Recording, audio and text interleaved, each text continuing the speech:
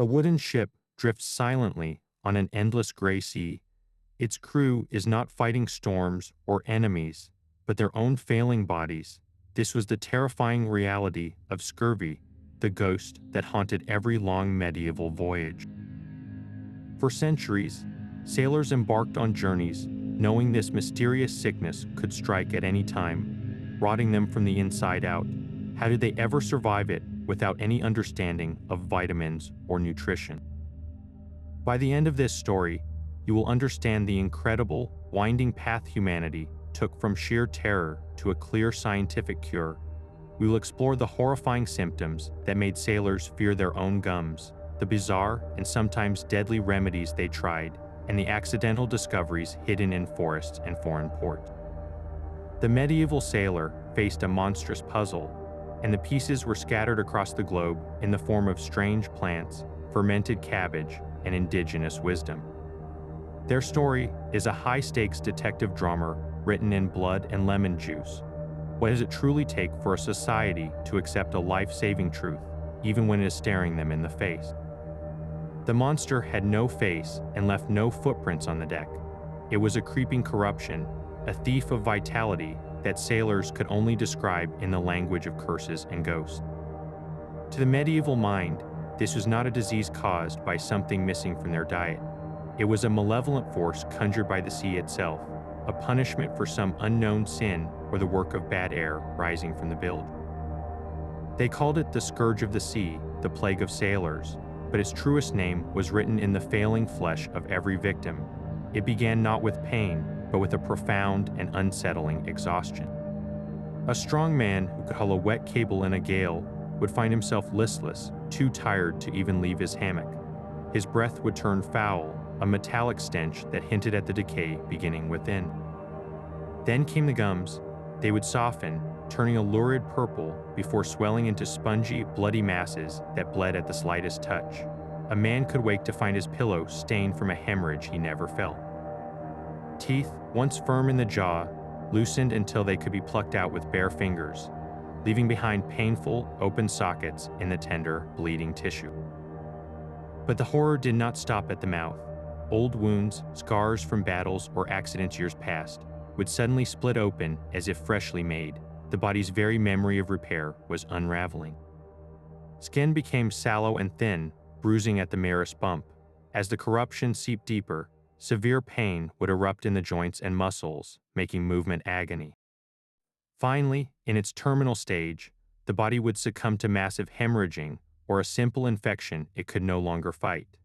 A sailor would watch his friend, a man he had known for years, literally fall apart before his eyes over weeks or months. The psychological terror was absolute. You were trapped on a wooden island, watching your own body rot, with nothing but endless water in every direction and no understanding of why. One ship's surgeon wrote of men whose gums grew over their teeth, forcing them to starve. Another account described sailors weeping blood from their eyes. These were not just medical cases. They were men experiencing a living nightmare, convinced the sea had cursed them for its own cruel reasons. Every ache, every drop of blood was a message from a hostile universe. And this terror, this complete misunderstanding of the enemy, is what made the search for a cure so chaotic, so desperate, and for centuries so utterly futile. This perfect storm of symptoms could only rage across the oceans because the world was suddenly getting much smaller. The medieval maritime explosion, driven by faith, fortune, and sheer curiosity, created the ideal laboratory for scurvy to thrive. For the first time, ships were pushing far beyond coastal waters on voyages lasting months, not weeks. Crusaders sailed from Venice to the Holy Land, their hulls packed with soldiers and salted provisions. Merchants from Genoa and Lisbon braved the Atlantic to reach the Canary Islands or navigate down the African coast. The Norse made their epic crossings to Iceland, Greenland, and beyond. Each of these ambitious journeys shared one fatal flaw in their planning, a flaw stored in the ship's hold. The sailor's diet was designed for survival, not health. It was built around one simple principle: what would not spoil. The cornerstone was hardtack, a rock-solid biscuit baked until all moisture was gone. So durable, it often hosted weevils that sailors would tap out before eating. Their protein came from salt beef or salt pork. So heavily cured, it was often soaked in seawater for days to make it barely chewable. They had dried peas or beans, and their primary drink was beer or weak wine, because fresh water stored in wooden casks would turn foul within a week. This menu provided calories and could last a year, but it contained virtually no vitamin C. Any fresh provisions, like a barrel of apples or onions brought aboard at the start of a journey, would be consumed or rot within the first month. After that, the crew entered a nutritional countdown. Their bodies, unaware of the chemistry involved, simply began to exhaust the reserve of ascorbic acid they had stored from their last meal on land. Once that reserve hit zero, the clock stopped and the symptoms began. Think of it like a candle burning in a sealed room. On land, a person could easily snuff out the candle and relight it with fresh food from market or garden. But at sea, that candle was lit at departure, and when it burned out, the room went permanently dark. There was no way to relight it until they found land again, and by then, it was often too late. This is why scurvy became the signature disease of the Age of Sail. It wasn't that land dwellers never got it. Poor diets and long sieges or famines could cause it, but on the ocean, it was guaranteed. The very ambition that drove humanity to connect continents also trapped sailors in a floating experiment with a deadly, predetermined result. Every new route mapped, every new trade good discovered, was paid for in gum tissue and blood. The mystery deepened with every league they sailed, because the cure was not some exotic mineral or complex potion. It was growing quietly on shorelines all over the world, waiting to be recognized. Faced with a body literally unraveling, the medieval mind reached for the only framework it had. Medicine was not yet a science of chemistry and cells, but a philosophy of balance and essence. The dominant theory for over 1,000 years was the doctrine of the four humors. Physicians believed health was a perfect equilibrium of four fluids within the body: blood, phlegm, yellow bile, and black bile. Each humor corresponded to an element, a season, and a set of personality traits. Scurvy, with its lethargy, depression, and darkening bruises, looked like a textbook case of an overabundance of black bile, the cold, dry humor linked to melancholy and autumn. Alternatively, the swollen gums and excess phlegm could point to a dangerous imbalance of that cold, wet substance. The cure, according to this logic, was to restore balance by removing the excess. This is why ship surgeons, with the best of intentions, would perform bloodletting on scorbutic sailors. They were draining the corrupted humors, trying to tip the scales back to health. Other purges included inducing vomiting or diarrhea with powerful herbal concoctions. The tragedy is devastating. These treatments, based on a complete misunderstanding of the disease, actively weakened patients who were already dying from a profound nutritional deficit. They were pouring water out of a bucket that was already empty. Beyond the humors, other theories flourished in the absence of facts. Many believed scurvy was caused by miasma, a poisonous bad air thought to rise from swamps, corpses, or the foul, wet bilge of a ship. This explained why it struck at sea, far from the clean air of land. Others blamed the damp, cold conditions of a voyage, or even the sailor's own character. Melancholy and laziness were seen not just as symptoms, but as the root cause. A depressed sailor was allowing his black bile to stagnate, inviting the sickness in. And in an age where disaster was often seen as divine judgment, many believed a scurvy outbreak was God's punishment for the sins of the crew. This led to treatments of prayer, penance, and appeals to saints. While these offered psychological comfort, they did nothing to repair collagen or stop internal bleeding, so we have a portrait of profound confusion. A horrific disease is met with a toolkit of theories that are elegant, philosophical, and completely wrong. Bloodletting, purging, prayer, these are the official answers from the learned minds of the era. And yet, scattered amidst this landscape of failure, there were flashes of success. Occasionally, a crew would survive. A ship would return with most of its men intact, while another on an identical route was decimated. These survivors carried with them not a new theory, but a simple, tangible observation. They had eaten something strange or done something different. The real cure was not in the surgeon's lancet, but in the cook's pot, and it was being discovered by accident, by desperation, and by men who were too busy surviving to write a medical treatise. So the deck became a stage for a desperate performance of health. Convinced that dampness and foul air bred the sickness, captains enforced a brutal regime of cleanliness. Sailors, already exhausted, were tasked with scrubbing the decks with sand and vinegar, airing out the foul-smelling bilge, and ensuring every scrap of wet clothing was dried. This was not mere housekeeping. It was a ritual of purification against an invisible enemy. The vinegar, thought to cut through miasma, was sloshed into corners where the bad air might lurk. Keeping dry was a constant battle on a wooden ship constantly sprayed by the sea, but they fought it with religious fervor, believing a dry ship was a safe ship. Alongside these practical measures lived a world of pure superstition. A sailor might carry a hare's foot, believing the speed of the animal could transfer to his blood. Others avoided whistling for fear of summoning the wind that brought the sickness, or would never speak the word scurvy aloud, calling it the ailment instead, as if naming it might invite it aboard. These charms and taboos were a psychological lifeline, a way to feel some control over a fate that seemed random and cruel. Yet amidst the scrubbing and the superstitions, there were glimmers of the real answer. In port, sailors who could afford it would gorge on fresh fruits, especially citrus. They did not know about vitamin C, but they had a folk understanding that these bright, sharp fruits cleared the blood and revived the spirits. A barrel of lemons or oranges was worth more than gold to a wise captain, not as a cure, but as a precious boost for his crew's morale and vigor before a long journey. And then there was the curious case of scurvy grass. This unassuming plant, with its spoon-shaped leaves and white flowers, grew in salty marshes and coastal areas across northern Europe.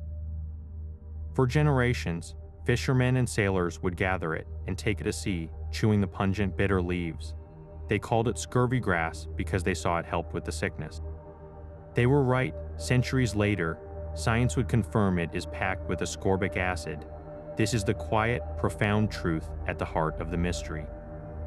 Long before any physician understood why, the people who lived closest to the danger, the sailors themselves, were slowly, painstakingly, piecing together a map of survival through trial and error. They observed that clean ships fared better. They felt that citrus fruit brought strength. They discovered that a humble seaside weed could ease their pain. Their knowledge was not written in Latin in a medical book. It was passed from old salt to green hand in the language of experience. It was a fractured, incomplete truth, but it was a truth nonetheless, waiting for the day when observation would finally catch up to understanding. And that understanding would not come from the familiar coasts of Europe, but from the vast, uncharted oceans, where the scale of the suffering would finally force a revelation. The ship's surgeon was a man of desperate improvisation, not sterile science. His workspace was a heaving deck slick with seawater, his pharmacy a small chest of rusting tools and mysterious powders. Often, he was not a physician at all, but a barber surgeon, trained more in pulling teeth and cutting hair than diagnosing internal decay. When scurvy struck, he reached into a bag of remedies that reflected the terrifying medical chaos of the age. Every jar and vial held a gamble with the man's life. Some sailors were told to drink their own urine, a practice stemming from ancient beliefs about recycling vital spirits. Others had their swollen gums rubbed with ointments containing mercury or lead.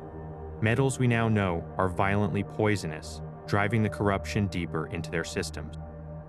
Vinegar was swallowed by the cupful in an attempt to cut the bad humors, and some even tried diluted sulfuric acid, a treatment that could burn a man's throat raw while doing nothing to help his collapsing blood vessels. Poultices of crushed earthworms, mustard plasters, and hot irons applied to the skin were all deployed in a frantic battle against symptoms no one understood. This grim experimentation was a global phenomenon. Norse sagas mention consuming sour milk and scurvy grass. Arab traders along the Indian Ocean might have carried limes. Portuguese sailors stopping at African ports were sometimes given local herbs. The crucial, maddening detail was that the real cures were hiding in plain sight amidst this parade of horrors, but they were almost never recognized for what they were. A ship blown off course might be forced to land on an unfamiliar island. Starving, The crew would gorge on wild greens, pine needles, or strange fruits. Weeks later, as they continued their journey, the scurvy victims would begin to recover. The surgeon would note the miraculous turn, but he would credit the clean air of the land, the rest, or perhaps a prayer said in desperation. The specific plant was rarely identified as the true agent. The cure was an accidental passenger, undocumented and soon forgotten, its secret lost with that particular crew. This is the core of the medieval mystery. Success and catastrophic failure looked identical in the moment, both just another roll of the dice. Why did a poultice of moldy bread sometimes seem to help a wound, while a mercury rub killed a man? Why did a week ashore eating weeds bring men back from the brink, while a disciplined regimen of vinegar and bloodletting did nothing? Without the concept of a nutritional deficiency, every outcome was a random data point in a fog of suffering. The answer was not a single eureka moment, but 1,000 small, unconnected observations waiting for a mind to see the pattern.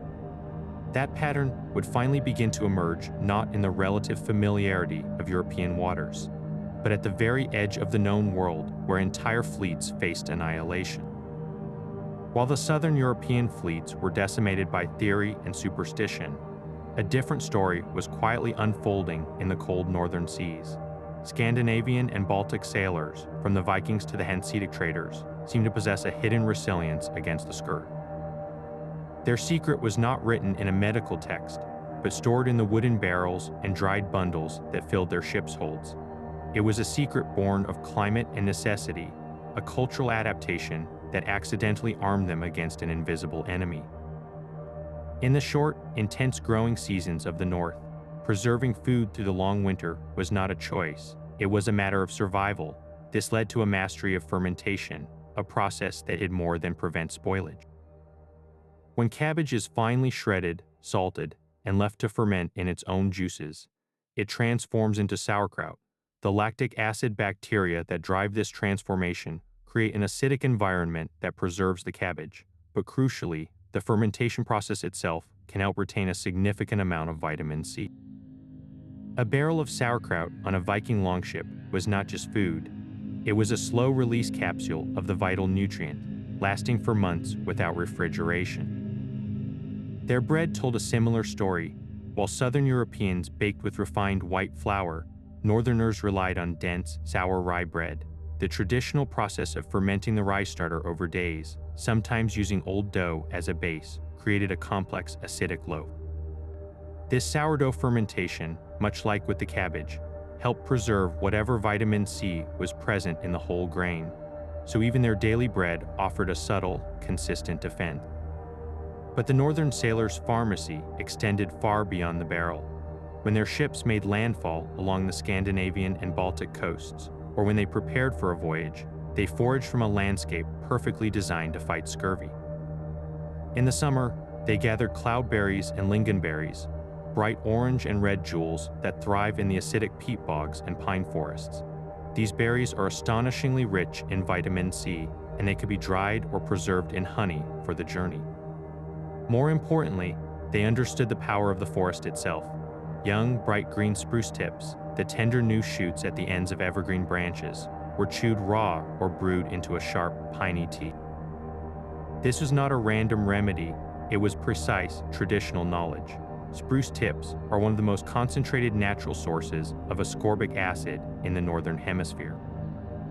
A sailor chewing on a handful was administering a powerful, direct dose of the cure, centuries before the word vitamin existed.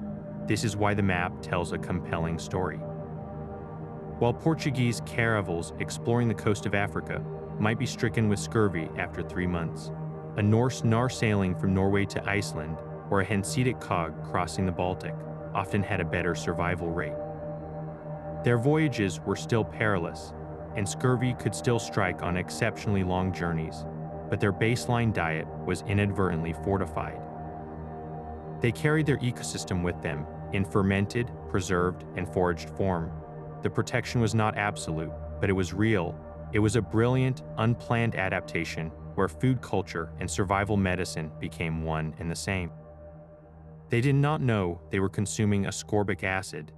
They only knew that the sour cabbage, the dark bread, the tart berries, and the pine tea kept them strong. Their success was a silent, powerful clue left in the wake of their ships, a clue that the rest of Europe, obsessed with balancing humors and fighting miasma, would take centuries to truly see. The answer had been growing on the edges of the known world all along, in pine forests and peat bogs, waiting for a global age of exploration to make its vital importance impossible to ignore. Yet while northern sailors carried their pine forests in their mouths, another repository of the cure was growing behind quiet stone walls. Across Europe, far from the salt spray and creaking timbers, monasteries stood as islands of green knowledge in a sea of superstition. Within their cloistered gardens, monks tended rows of medicinal plants, their work guided by ancient texts and careful observation. These herbalists were the pharmacists of their age, and their thick, handwritten books, called herbals, contained centuries of accumulated wisdom about the healing properties of roots, leaves, and berries. Many of the plants they prized for cleansing the blood or treating spongy gums were, in fact, bursting with the very vitamin C that sailors so desperately lacked. Bright red rose hips, the fruit left after the rose bloom fades, were collected in autumn and made into syrups and conserves. The monks knew this tart preparation could strengthen a person recovering from illness. They cultivated sharp, peppery watercress in clear running streams, prescribing it for lethargy. They gathered sorrel with its lemony, tangy leaves as a spring tonic to refresh the system after a long winter. And yes, they even noted the virtues of pine needles, brewing them into teas for chest ailments and general malaise. The knowledge was there, meticulously recorded in volumes like the Tacuanum Sanitatis, a beautiful medieval guide to health that illustrated plants alongside their benefits. A detailed drawing of a rose bush or a watercress plant was more than art. It was a medical reference, but here lies the great disconnect. This deep, land-based wisdom rarely made the leap to the maritime world in any organized way. The monastery garden was a world of stable, localized care, while the sailor's life was one of chaotic, global movement. The herbals were written in Latin, stored in libraries, and used to treat the monks, pilgrims, and local villagers who came to the monastery gate. The idea that these specific plants could solve the oceanic plague of scurvy was a connection almost nobody made. Still, the knowledge sometimes escaped the cloister. A ship's surgeon who had trained under a monastic healer, or a literate captain with an interest in medicine, might own or have seen a herbal. During a desperate stop at a foreign port, with his crew failing, such a man might wander the shoreline or a local market with a new purpose. Instead of seeing just strange weeds, he might recognize a familiar plant from a drawing in his book. That clump of wild sorrel, that tangle of watercress by a freshwater spring, could suddenly look like a potential lifeline. He would order his men to gather it, boil it into a bitter soup, and hope. Sometimes it worked. A crew would slowly regain strength, and the captain would credit the good herb described by the wise monks. But without understanding why it worked, the remedy remained a superstition of its own, a lucky charm tied to that one plant, that one place. The cure was trapped in two separate worlds, one on land in quiet gardens, the other at sea in screaming need. Bridging that gap required more than a lucky guess from a well-read captain. It demanded a crisis of such staggering scale that it would force the entire maritime establishment to stop, look, and finally see what had been growing under their noses all along. The clues were always there, scattered like pages torn from a medical textbook and left to blow away in the wind. Long before any grand age of discovery, in the midst of terrible suffering, the cure would appear, work its miracle, and then vanish back into the fog of war and trade. One of the most vivid accounts comes not from a ship's log, but from a chronicle of holy war. In the 13th century, the French knight and chronicler Jean de Joinville accompanied King Louis IX on the Seventh Crusade to Egypt. Joinville described with stark horror a sickness that struck the Crusader army as they were besieged. Their legs swelled, their gums putrefied over their teeth, and their breath turned foul. This was classic scurvy, striking men on a military campaign far from home, living on preserved rations. The local people, observing their distress, offered a simple suggestion. They told the French knights to eat a certain plant that grew in the ditches around their camp. Joinville calls it herb oscorbut scurvy herb. Historians believe it was likely sorrel, that sharp, lemony green the monks cultivated in their gardens. Desperate, the Crusaders gathered it and ate it, and they recovered. Joinville recorded the event as a curious local remedy, a footnote in a story of faith and battle. He had no framework to understand its global significance. He had witnessed the cure in action, documented it for posterity, and then the knowledge retreated, a temporary fix for an army that would soon sail home, leaving the secret behind in the Egyptian soil. Across the cold northern seas, the merchants of the Hanseatic League were building an empire on timber, fur, and salt. Their cog ships, the freight trucks of the medieval Baltic, made regular, grueling voyages across stormy waters. And in their records and practices, we find not dramatic cures, but quiet, consistent prevention. Hanseatic port regulations and supply lists hint at a pragmatic understanding. Barrels of sauerkraut, known as circle, were standard provisions. Ships' masters were advised to take on supplies of barontraub, or bearberry, and cloudberries when in northern port. While they lacked the Crusaders' dramatic story of salvation, their approach was perhaps more powerful. It was systematic. They weren't waiting for men to fall ill. They were stocking foods that, by tradition and experience, kept men healthy on the water. It was an unspoken, corporate policy against the scourge, embedded not in medical theory, but in the ledger books of commerce. Their success was measured in full holds and returning crews, not in healed gums. These two stories, the Crusaders' desperate remedy and the merchant's routine provision, form a critical pattern in our mystery. They prove that the solution was found repeatedly.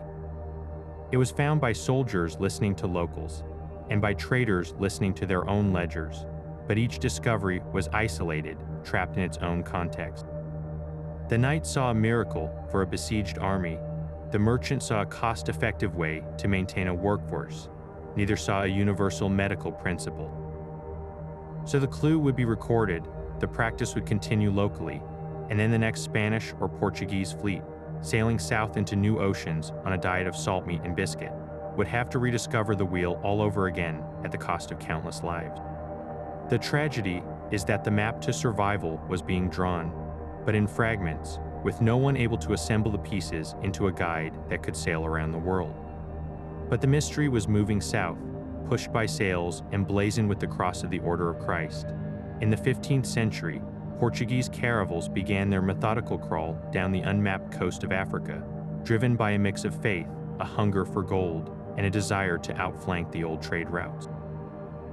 These voyages were unlike anything Europe had attempted, lasting months at a time out of sight of any familiar land, and on these floating laboratories, scurvy found its perfect victims.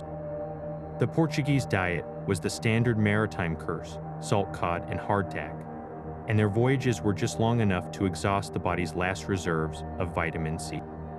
Men would weaken and die in staggering numbers, their bodies tossed over the side into waters teeming with unknown life. Yet the Portuguese did not just die quietly. They were pragmatic empire builders, and their response to this relentless killer was not more theory, but a brutal, physical strategy of survival. They built feitorías, fortified trading posts, at key points along the African coast. These were not just warehouses for gold and spices, they were lifelines.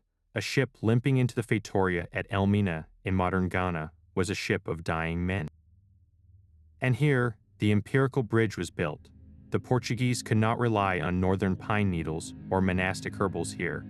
Their survival depended on observing the local people and the strange landscape.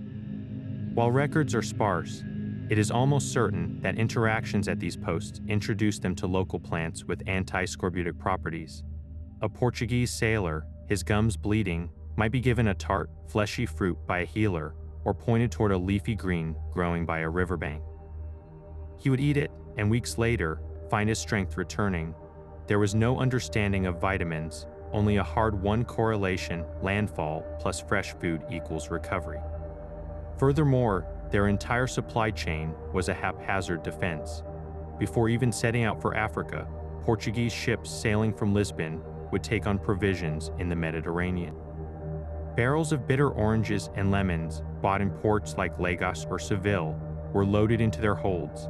These citrus fruits, intended as a pleasant supplement, became accidental medicine. A captain who insisted his men drink lemon juice or eat oranges might, without knowing why, preserve his crew's health a few weeks longer than his counterpart who did not. This was the Portuguese contribution to the puzzle, a massive, involuntary experiment. They suffered on a colossal scale, proving the deadliness of long ocean voyages. But through their fetorias and their forced adaptation, they began to unconsciously map a global geography of the cure. They were the first to operate in a truly global theater of scurvy, where the solution in West Africa was different from the solution in the Baltic, yet followed the same silent principle. Their approach was entirely empirical, a matter of trial and terrifying error. If something worked, they did it again. They were building a bridge of raw, painful experience, spanning from medieval guesswork to the dawn of an age where observation would finally start to demand an explanation. The story of Jacques Cartier is not a quiet footnote, but a thunderclap in the history of scurvy. In the brutal winter of 1536, the French explorer's second expedition to the New World lay trapped in the ice near the Iroquois village of Stadacona. His men, who had dreamed of finding a passage to Asia, were instead dying in a frozen hell. 25 were already dead, and over 100 more lay helpless, their bodies covered in purple blotches, their gums swollen over their teeth. Cartier himself was terrified, not just of the disease, but of the local people seeing his weakness. He ordered his men to make noise, to hammer on the ship's decks to maintain the illusion of strength, even as they were carried from their hammocks. It was a performance of health that was about to collapse, and then a miracle walked out of the forest. The Iroquois leader, de Maguea, had himself been gravely ill with similar symptoms earlier in the winter. Now he stood before Cartier, fully recovered. When Cartier, desperate, asked how this was possible, de Maguea sent his people to fetch branches from a certain tree. The Iroquois called it anida. They showed the French how to strip the bark and needles, boil them into a bitter tea, and apply the warm dregs as a poultice to the men's swollen legs. Within days, the dying began to sit up. Within a week, they were walking. Cartier, a man of his time, called it a divine miracle, but he was precise in his documentation. He described the tree, the method, and the astonishing recovery in his journal. He even took samples of anida back to France. Here, at last, was a cure that worked with undeniable speed, witnessed by a European leader, and written down for others to see. The arborvitae tree, the tree of life, had given them exactly that. So why did this dramatic cure not change everything? Why did the scourge of the sea continue to claim fleets for another 250 years? The answer is a lesson in human stubbornness. First, there was the barrier of cultural prejudice. To the European medical establishment, this was savage medicine, a folk remedy from people they considered primitive. It held no weight against the elegant, book-learned theories of humors and miasma. A tree bark tea was not a proper cure. It was a superstitious curiosity, unworthy of serious study. Second, the cure was frustratingly specific. Anida was a tree from a specific part of North America. It could not be found in the Mediterranean or on the coast of Africa. Without understanding that the active ingredient was vitamin C, which existed in many plants, they saw it as a magical talisman tied to one place. If you couldn't get anida, the cure was useless. Finally, and most crucially, there was no framework to understand why it worked. Cartier saw the effect, but not the cause. Was it the tree's essence? The heat of the decoction, the faith of the Iroquois, without the concept of a nutritional deficiency, the event remained an isolated wonder, a story to tell at court, not a principle to apply in the ship's galley. The Anida miracle was a brilliant, flashing light in the darkness, but the world was not yet ready to see by it. It proved the cure existed, but left humanity no closer to understanding the disease. The real mystery was no longer finding a treatment, but understanding why such a clear, documented success could be so completely and so fatally ignored. So the puzzle sharpens to a single, piercing question. If citrus fruit was known to help, why did it not sweep across the oceans and end the scourge then and there? The answer lies in the brutal gap between a simple truth and the messy reality of the medieval world. Yes, a sailor in a Mediterranean port knew a lemon could revive his spirits. But turning that personal knowledge into a fleet-wide policy was a challenge of engineering, botany, and stubborn belief that proved almost impossible to overcome. First, consider the fruit itself. A lemon or an orange is a fragile package of water and sugar, designed by nature to rot. On a wooden ship, tossed by waves and soaked in humid sea air, a barrel of fresh citrus would become a barrel of fuzzy, liquid mold in a matter of weeks. The juice, if squeezed and stored, would quickly ferment into a sour, alcoholic vinegar, losing its precious vitamin C in the process.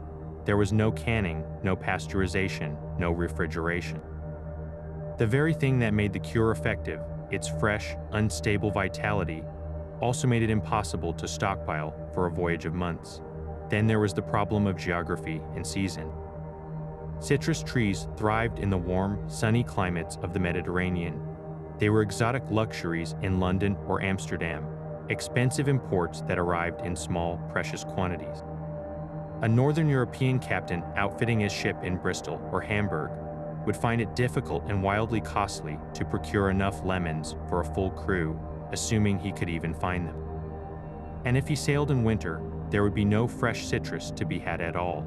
The cure was literally out of season, but perhaps the most significant barrier was not in the hold, but in the mind. Physicians of the time believed the benefit came from acidity.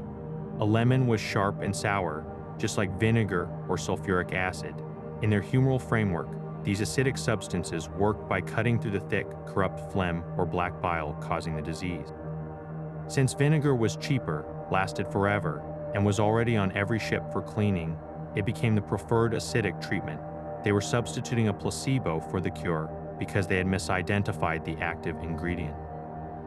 They thought they were treating a chemical property, sourness, when they were actually missing a biological one, a vitamin. This is the citrus conundrum in its full, frustrating glory. The solution was not simply a fruit, it was a system. It required a way to preserve the fruit's power, a supply chain to deliver it globally, and a scientific revolution to understand why it worked.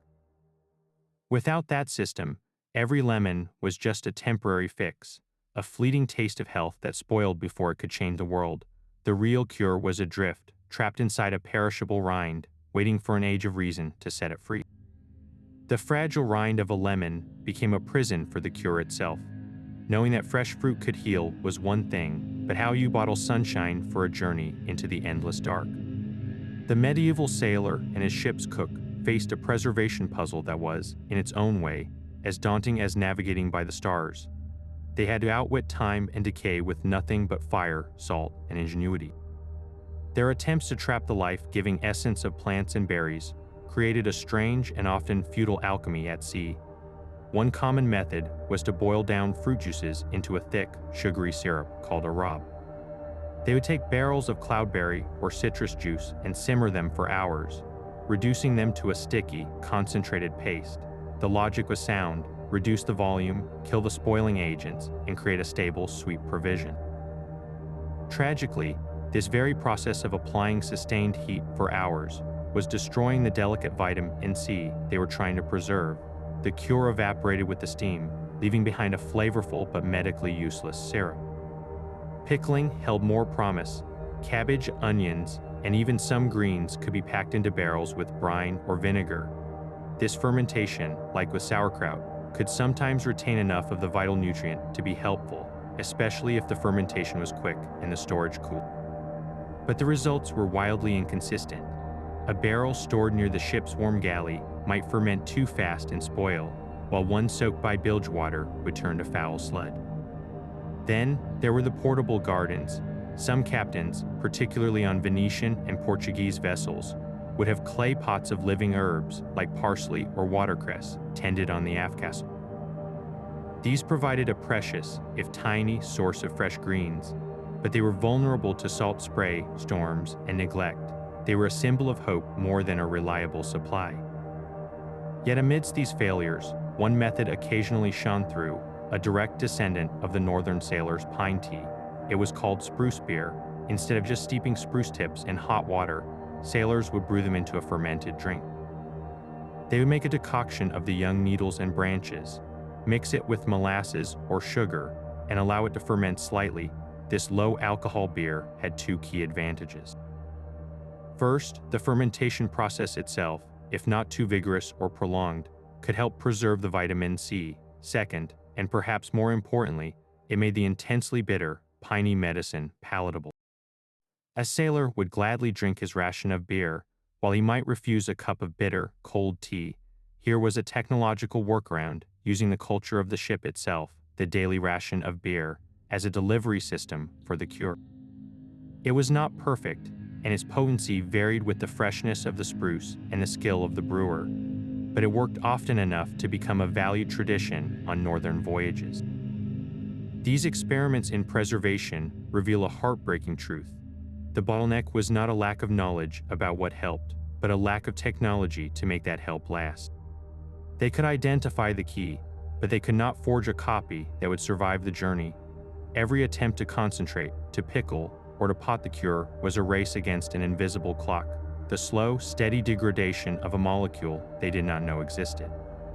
The solution was not in a finer recipe, but in a fundamental leap in understanding, one that would finally ask the right question, not how do we keep the lemon from rotting, but what inside the lemon is keeping us from rotting. Their words are the true sound of the ghost. While theories and ledgers tell one story, the diaries and logs of these men hold the raw, trembling truth of scurvy. They are not medical texts, but chronicles of a slow, bewildering unraveling. A Portuguese sailor on Vasco da Gama's first voyage to India scribbled a desperate note as the crew began to fail. He described men whose legs and arms swelled enormously, their gums growing so that they could not eat, their teeth falling out. He wrote of the terror that spread faster than the disease itself, a silent panic as strong men became too weak to climb the rigging, their bodies covered in dark, ominous spots. The ship, he said, became a floating tomb, filled with the groans of the dying and the metallic stench of decay. Each sunrise revealed another empty hammock, another body committed to the deep with a short prayer. These journals capture a specific, haunting helplessness. They knew how to fight a storm, how to repel boarders, but this enemy was inside them, a corruption no sword could reach. The ship's surgeon on an English vessel in the 1500s kept a meticulous, grim log. His entries start with clinical observations, the spongy gums, the lethargy. But as the weeks drag on, his professional detachment cracks. He writes of applying blistering poultices that only seem to make the men scream louder, of administering purges that leave them weaker. One entry reads simply, tried a decoction of wormwood, no change, lost 2 more before nightfall, God have mercy on us all. You can hear the despair seeping through the ink, the frustration of a healer whose entire art is useless. Then the miraculous turn, the tone of these accounts shifts dramatically when land is sighted. The same English surgeon, after his ship finally made a desperate landing on a wooded coast, writes with a shaking hand of the crew stumbling ashore, crawling on hands and knees to uproot strange greens. He describes boiling great pots of leaves and bark, not knowing what they were, only knowing they were not salt meat, and then, the wonder, his next entries, spaced days apart, note the bleeding gums beginning to recede. The men who could not walk are sitting up, asking for food. The color is returning to their faces. He calls it a providential mercy, a gift from the forest itself. The great explorer James Cook, centuries later, would become famous for largely conquering scurvy on his voyages. His detailed logs are less about suffering and more about relentless, systematic prevention. He insisted on cleanliness, to be sure, but his secret weapon was a constant, obsessive pursuit of fresh food at every landfall. His journal entries read like a grocery list for survival. At this bay, took on board a great quantity of wild celery and scurvy grass, had the men gather as much as the boats could carry, served it boiled with their peas. He experimented with sauerkraut, with a concentrated orange and lemon extract called Rob, and most successfully with spruce beer, which he noted his men drank readily. Cook's journal is the bridge. It turns the desperate remedy into a deliberate policy. He recorded what worked, not as a miracle, but as a repeatable fact. When he writes of making landfall in New Zealand and trading with the Maori for fresh fish and greens, it is with the satisfaction of a commander who has outmaneuvered his deadliest foe. These personal accounts, from the weeping despair of a common sailor to the disciplined notes of a captain, are the heartbeat of this mystery. they are the human data points. The sailor's letter home, stained with tears or hope, the surgeon's frustrated log, the explorer's triumphant record of a healthy crew, these fragments of paper survived storms and wars. They carried the proof, written in the plain language of lived experience, that the cure was real, tangible, and often grew from the ground. They were the evidence, waiting in dusty archives, for someone to finally stop looking for a complex theory and start listening to the simple, desperate truth the sea itself had been whispering for centuries. The cure was written in letters home and logged in ship's journals, yet it remained trapped there. For every captain-like cook who saw the pattern, a dozen admirals and merchants back in London, Lisbon, or Amsterdam saw only numbers on a ledger. The staggering delay in adopting a proven solution was not a failure of evidence, but a failure of systems. Medieval and early modern navies and trading companies were vast, clumsy machines, and their design made them deaf to the cries of the dying. Picture the command structure. A powerful trading company, like the Dutch East India Company or the English Muscovy Company, was run by a board of directors, wealthy investors and nobles who met in comfortable offices far from the rolling deck. Their primary concern was return on investment. Every barrel of sauerkraut, every crate of lemons, represented an upfront cost that cut into profit margins. If a ship could still sail and deliver its cargo with half its original crew, the loss of men was tragically a calculable expense, a line item less important than the price of pepper or timber. The men making the decisions never felt their own gums bleed. Within this machine, the voice of experience carried almost no weight. The ship's surgeon occupied the lowest rung of the medical profession. He was a tradesman, not a gentleman physician. His reports of what worked at sea were considered the ramblings of a practical man, uneducated in the lofty theories of humoral medicine taught at universities. When a surgeon returned from a voyage and claimed that spruce beer had saved his crew, he was speaking to patrons who believed illness was caused by an imbalance of celestial influences. His anecdote was dismissed as coincidence or worse, superstition. There was no centralized body to collect these scattered reports, no Admiralty Medical Board to compare the log of a Portuguese caravel with the journal of a Hanseatic cog and see the glaring commonality. Each voyage was a sealed experiment, its results filed away and forgotten. This institutional ignorance created a perverse inertia. Standardized naval rations, the infamous salt horse and hardtack, were codified because they were cheap, durable, and easy to supply. Changing that system meant convincing a labyrinth of purveyors, victuallers, and accountants to spend more money on a perishable good for a benefit they could not comprehend.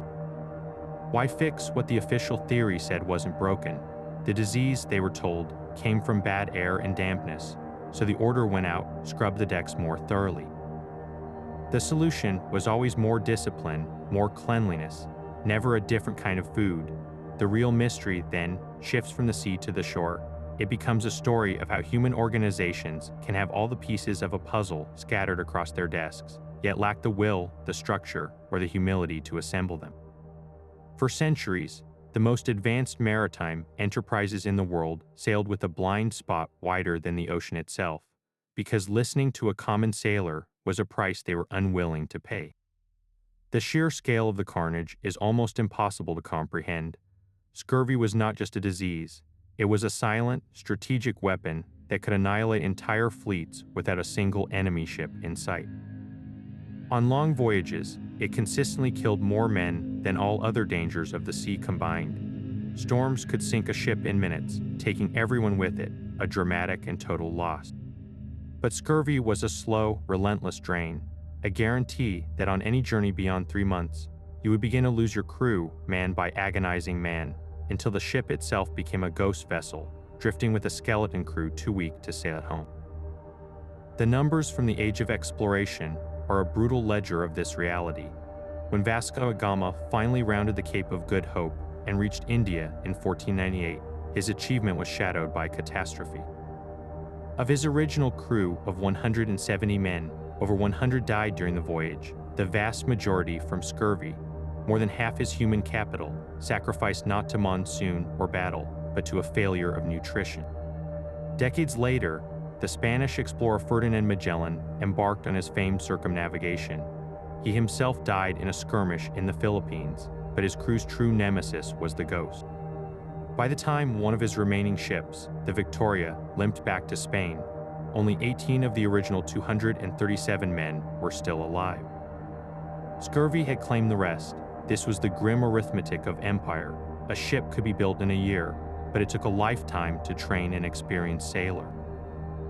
Every man lost to scurvy was not just a tragedy, it was a devastating depletion of irreplaceable skill and knowledge. This biological limit directly shaped the map of the world. Naval architects could design ships capable of sailing thousands of miles, but human physiology, starved of a single vitamin, could not endure the journey. This forced explorers and admirals to plan their routes not around the most efficient winds, but around potential pit stops for fresh food. The entire geography of exploration became a desperate search for friendly coastlines, freshwater rivers, and islands where greens might grow. The spice routes, the passages to the New World, all twisted and turned to accommodate this invisible deadline. In warfare, scurvy could be the deciding factor in a campaign before a single broadside was fired. A fleet that left port with a full complement of healthy men could, after months of blockade or a long voyage to a theater of war, arrive as a floating hospital, its crews incapacitated. There are accounts of naval battles where one side, having secured a supply of fresh provisions from a nearby coast, fought with full strength against an enemy force crippled by the scourge. Victory went not to the better gunners, but to the better supplied cooks. The stakes, therefore, were astronomically high. Solving the mystery of scurvy was not merely a medical curiosity, it was a direct lever of national power, economic dominance, and global reach. A nation that could keep its sailors healthy on 12-month voyages held the keys to the world. Its fleets could patrol longer, explore further, and project force across oceans. The ghost was not just haunting individual sailors, it was holding back the ambitions of empires. Every citrus fruit, every barrel of sauerkraut, represented a potential key to unlocking this prison of flesh and bone. The race was on, and the finish line was written in the lives of millions. The ghost did not haunt only European ships. Its shadow fell across every civilization that dared to send its people across vast, foodless stretches of water. Ancient Egyptian medical papyri describe symptoms of bleeding gums and weakness in workers, likely from poor diets during famines or long campaigns. Roman legionaries stationed in distant outposts, living on grain and little else, suffered from what their physicians called a putrefaction of the gums. The disease was a universal human vulnerability, a biological limit written into our very cells, but the response to this limit was not universal. While Europe grappled with humors and miasma, other cultures were building successful, if unconscious, defenses into their very way of life. Consider the Polynesian voyagers, the greatest navigators the world has ever known. For centuries, they crossed thousands of miles of open Pacific in double-hull canoes, discovering and settling islands from Hawaii to New Zealand. Their voyages could last for weeks, yet they did not succumb to the scourge. Their secret was in their provisioning. They carried fermented breadfruit paste, a starchy, durable food that through the fermentation process retained valuable nutrients. They brought coconuts, a triple-purpose marvel that provided hydrating water, energizing flesh, and oil. Most importantly, they almost certainly carried young shoots of the taro plant or other green provisions, stored in damp sand or soil to keep them alive. They were not just packing food, they were packing a piece of their ecosystem, a living larder designed to sustain life on the open ocean. Their entire voyaging culture was, in effect, a sustained and brilliant experiment in preventing nutritional disaster. Across the world in China, a different tradition offered protection. Traditional Chinese medicine, with its intricate philosophy of balancing energies, did not understand vitamin C, but it deeply understood the revitalizing power of fresh plants. Herbal texts prescribed fresh, bitter greens and certain citrus fruits as cleansing tonics to treat fatigue, bleeding gums, and poor wound healing, symptoms they would have seen in soldiers, sailors, and the poor. A Chinese sailor on a coastal junk might have a diet supplemented with pickled vegetables and access to a variety of fresh greens in port. integrating this medicinal wisdom into daily life. Meanwhile, Arab and Indian traders had been plying the monsoon routes of the Indian Ocean for 1,000 years before Portuguese caravels arrived. Their dhows sailed from the Arabian Peninsula to India and East Africa on predictable seasonal winds. While long voyages still posed a risk, their culinary traditions offered mitigation. They used dried limes, a staple in Persian Gulf cuisine, which retained some vitamin C even when dried.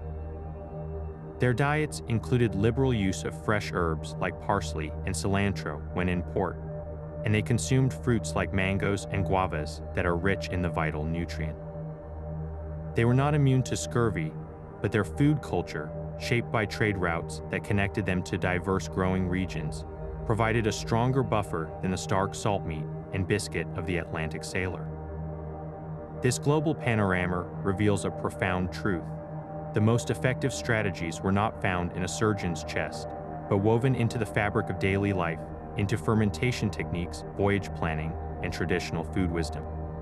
These cultures were solving the puzzle not through isolated medical breakthroughs, but through holistic adaptation.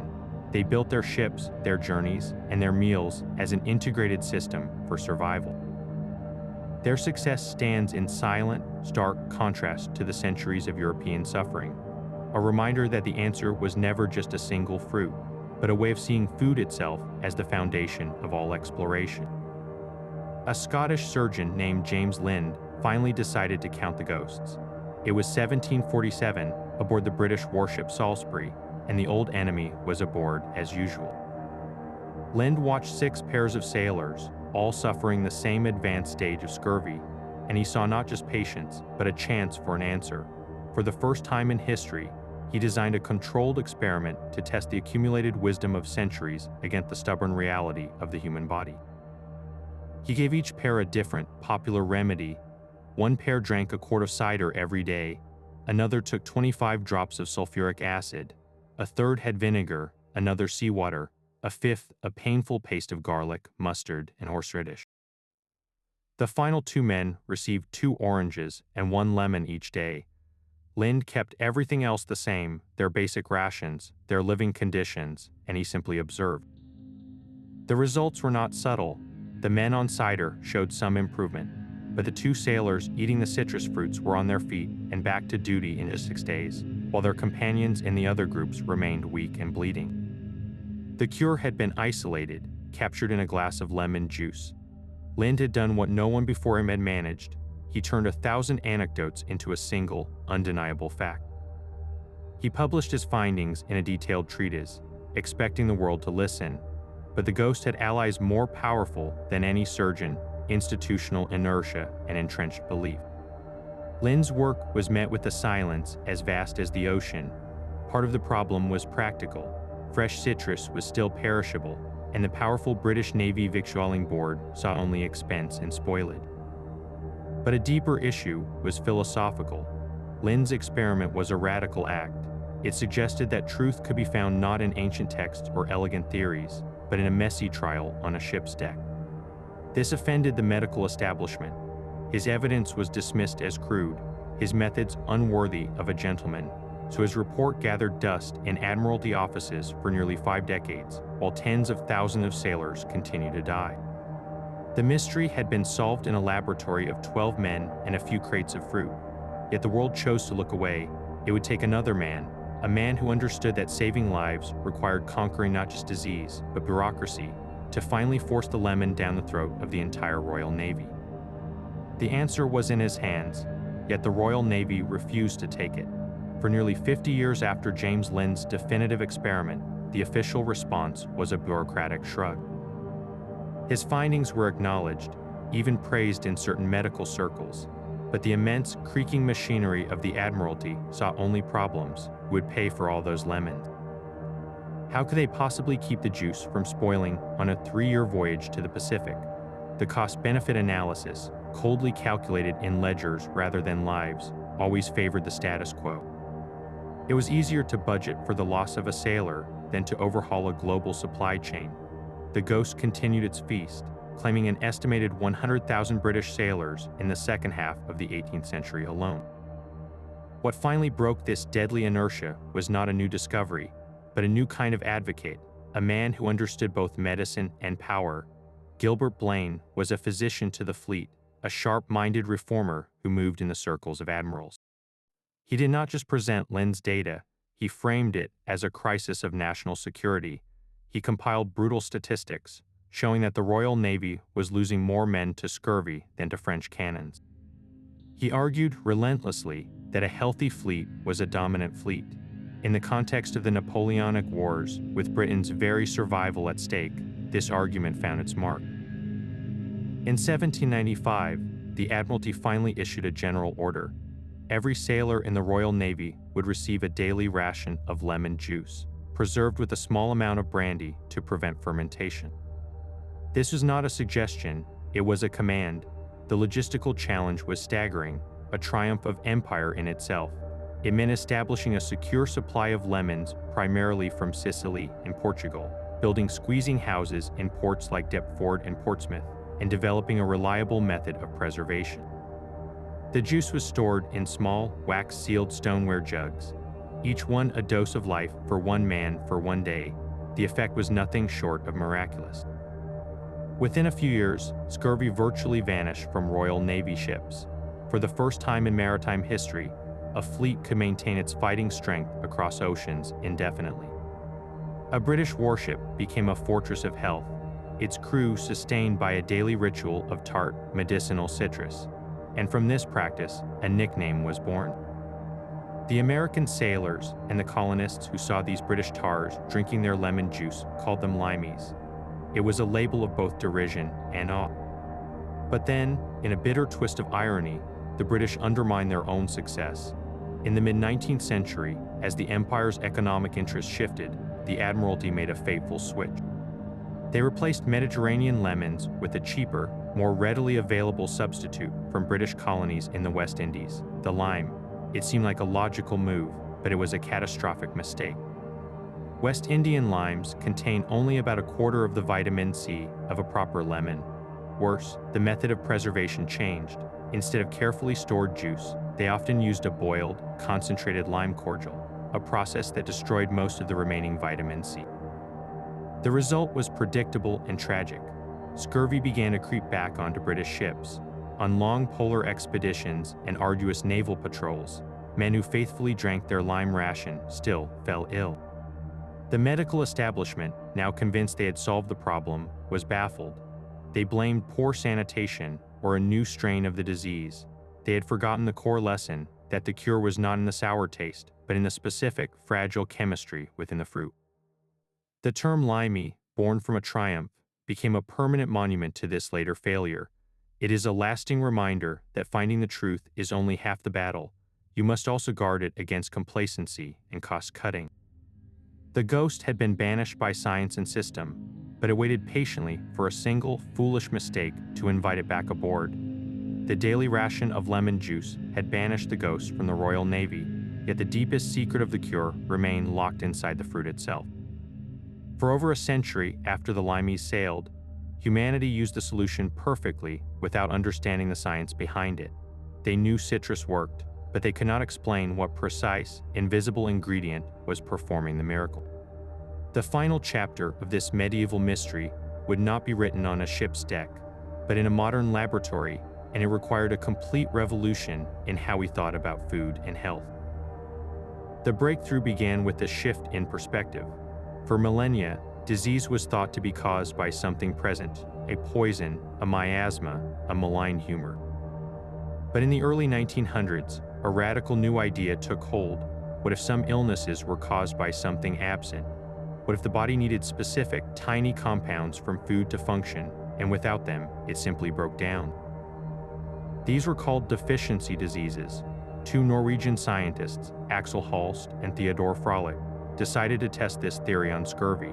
In 1907, they faced a problem: you cannot ethically induce a fatal disease in human subject.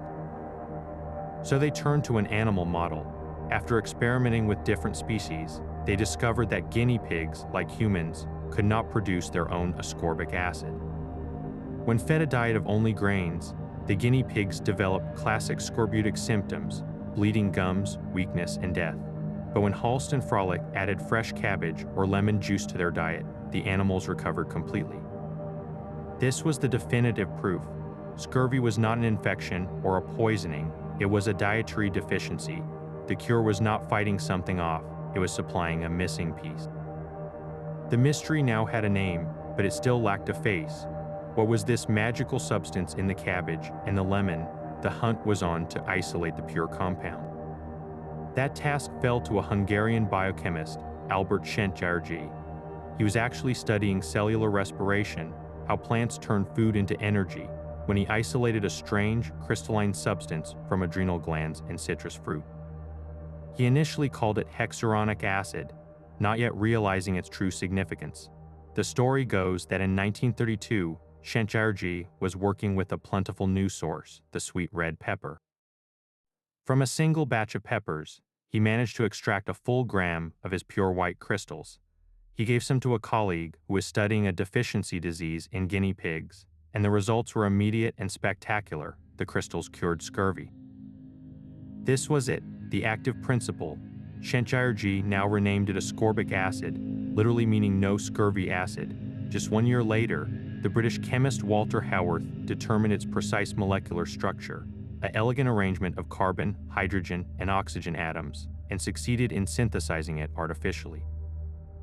Vitamin C was no longer a mysterious property of sour things. It was a tangible molecule, C6H806, that could be drawn on a page, bottled in a jar, and manufactured in a factory. This was the final, stunning reveal of a mystery centuries old. The ghost that haunted medieval sailors, the corruption that baffled surgeons, the miracle in the Iroquois tea, all of it came down to a simple molecule the human body could not make for itself. Every spongy gum, every reopened wound, every death at sea was a story of collagen, the glue that holds our bodies together, failing to form without this one key ingredient. The medieval sailor's body was a ship trying to sail without nails, its planks pulling apart on a cellular level. With the synthesis of ascorbic acid, the cure was no longer tied to a season or a coastline. It could be added to ships' rations, to soldiers' kits, to the diets of millions. The long detective story that began with desperate men chewing pine needles on a heaving deck ended with a scientist holding a vial of white powder in a quiet lab.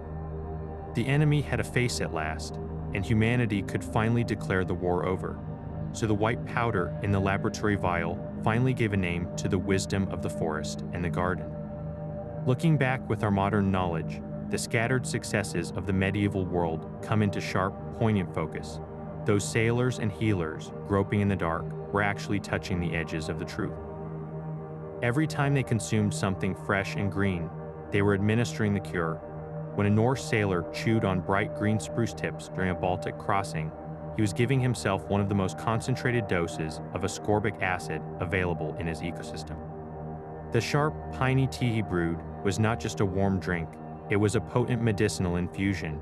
That humble barrel of sauerkraut in the hold of a Hanseatic cog was a masterpiece of food science.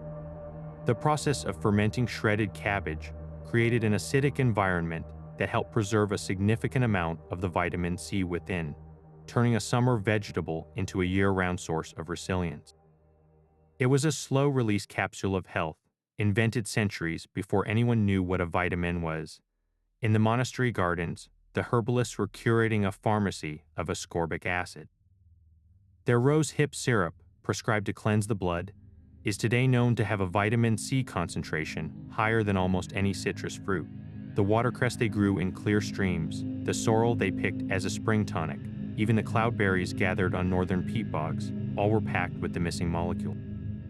They called these plants blood cleansers and restoratives, and in the most literal biochemical sense, that is exactly what they were. Even their more global observations were correct. The crusader Gina Joinville was right to record that the scurvy herb, likely sorrel, healed his men. Jacques Cartier was right to marvel at the miraculous recovery from the Anida tree. The Portuguese captains who prized lemons and the northern fishermen who swore by scurvy grass, they were all right. Their practical, observational approach, born of sheer necessity, cut through the fog of bad theory. They did not need to understand humors or miasma to see a simple cause and effect. eat this specific plant, feel better. They were building a map of survival with the only reliable tool they had, direct experience. This is the quiet validation hidden in the historical record. Amidst the bloodletting and the mercury ointments, amidst the prayers and the charms, there were fragments of brilliant, accidental science. They were solving a chemical puzzle with the language of hunger and survival. They got the answer right long before they could possibly understand the question. Their legacy is not one of ignorance, but of a dogged, human perseverance, a testament to the power of watching, tasting, and remembering what works. The final vial of ascorbic acid did more than end a maritime plague. It opened a door to an entirely new understanding of human health. Scurvy became the perfect, tragic blueprint for a concept that would revolutionize medicine, the deficiency disease. For the first time, scientists had a clear model: take away one specific nutrient, and the body fails in predictable, horrific ways. Restore that nutrient, and health returns almost magically. This simple but profound idea sent researchers on a global hunt for other invisible essentials. If a lack of vitamin C caused scurvy, what did a lack of other mysterious compounds cause? The answer unfolded like a medical detective story. The disease beriberi, which caused nerve damage and heart failure in populations dependent on polished rice, was traced to a lack of thiamine, or vitamin B1. Pellagra, with its terrible dermatitis and dementia, was linked to a deficiency of niacin, or vitamin B3. Rickets, which softened children's bones, was conquered with vitamin D. Each discovery followed the trail blazed by the fight against scurvy: isolate the symptoms, find the missing piece in the diet, and identify the chemical culprit. The ghosts that haunted sailors had given science its first vocabulary for nutritional health. This new knowledge forced a seismic shift from reactive treatment to preventative care. Doctors and governments realized that health wasn't just about fighting germs.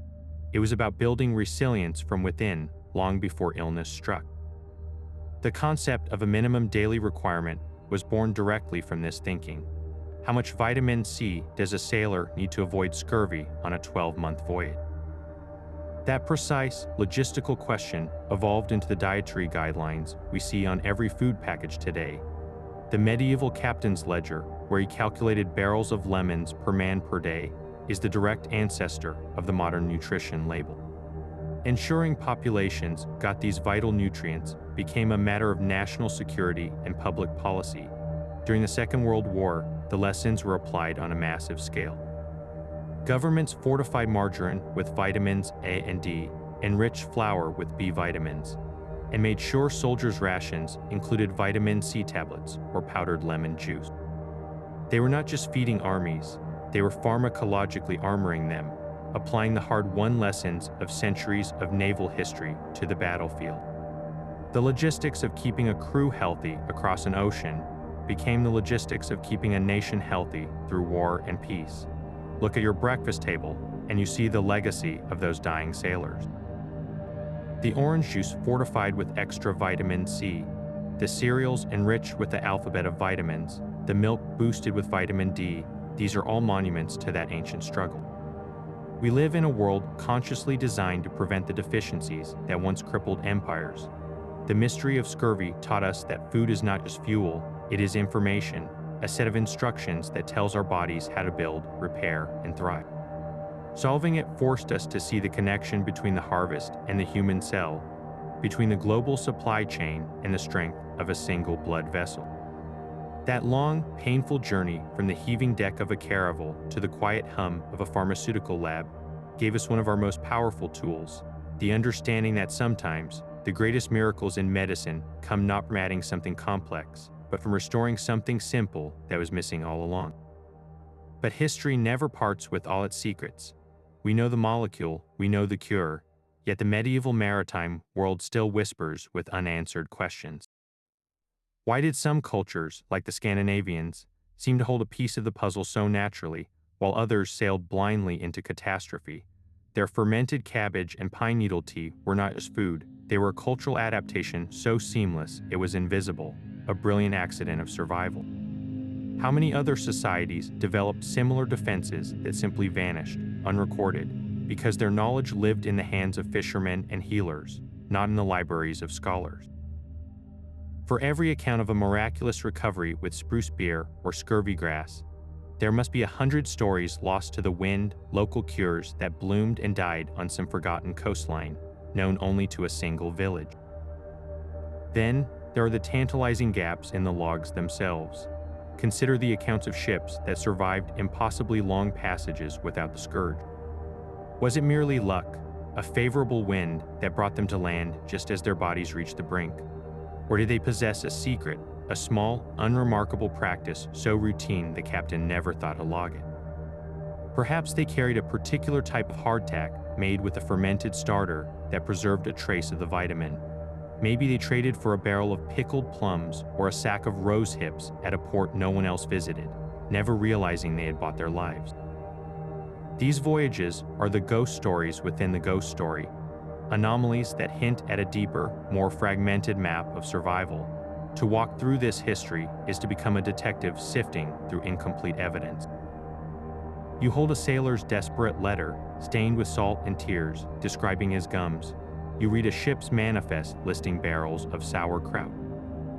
You see a faded illustration in a monastic herbal of a plant called scurvy grass. Each is a clue, but the full testimony is gone. The shadowy figure of that sailor, the one who chewed the right leaf at the right time and lived, he has stepped off the page and into the fog.